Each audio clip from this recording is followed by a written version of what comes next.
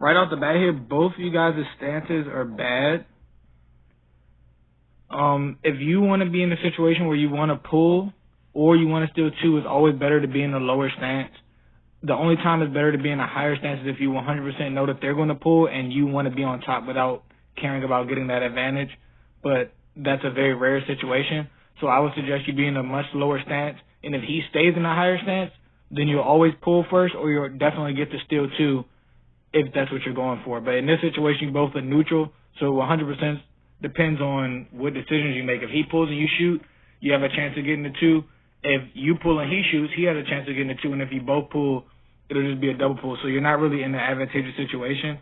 So you want to make sure you're in a good stance just to always maintain that advantage if your opponent is not going to be standing in a good stance.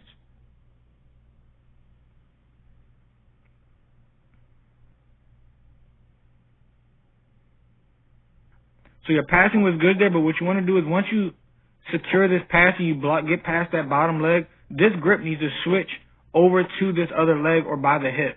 And this hand here should be trying to come around to his head to get some shoulder pressure down.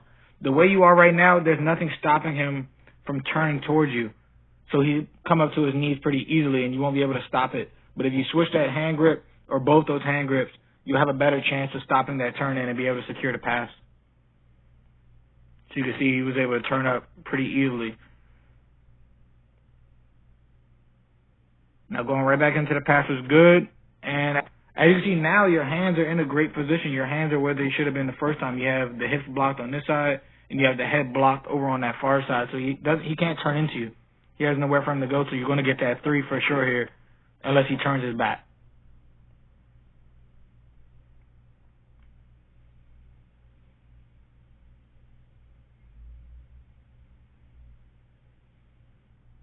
Now, this knee on belly is good, but what you want to be doing is switching this grip over to the pants.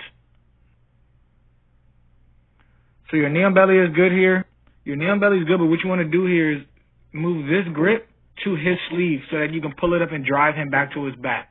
From here, you're not going to be able to get a good knee on belly attack going. You may still get the two, but he's all the way on his side, and he can turn up, and because he has this grip here, he could come up and try to attack a single leg. So what you want to do is get that sleeve for two reasons. One, to help pull it up and drive him back to his back, but also to break that grip on your pants so he can't have any type of control or defense trying to turn into you. So he switched the grip, and you see you're late to break it, and that gave him the chance to recover his guard. Now he did a great job going right back into the pass. In this situation, he has nothing on this side of you.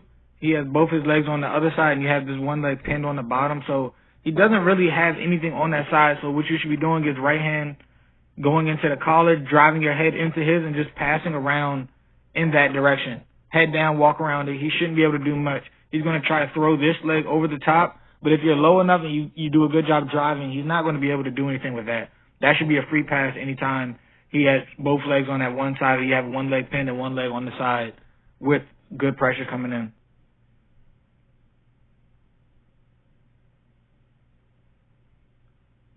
Good, head down. He gets his leg inside, which doesn't help him at all here.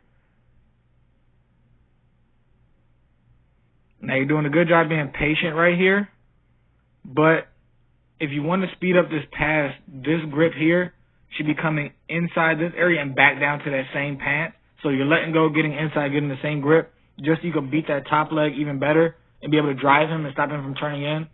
Also, this far side should be doing the harder crossface so that he can't turn into you. He's trying to barrel in and curl in. He can't really do much, so he's just kind of waiting.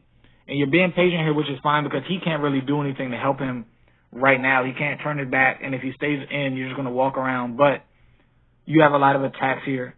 You could even step over the head and go for that Kanto choke while you have a deep collar grip. You have a lot of options, but I always recommend getting inside and back down to that pant just to beat that top leg and speed up the process.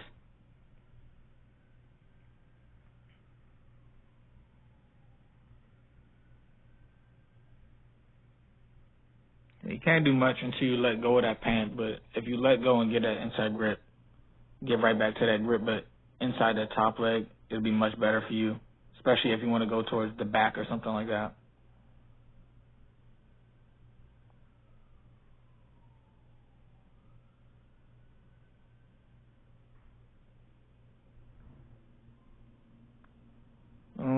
is good. Nice attack on the arm, right to the wrist. Everything at that point is fine. Just working on those small details will help you in the long run, locking down that pass. You don't want to depend on getting that pass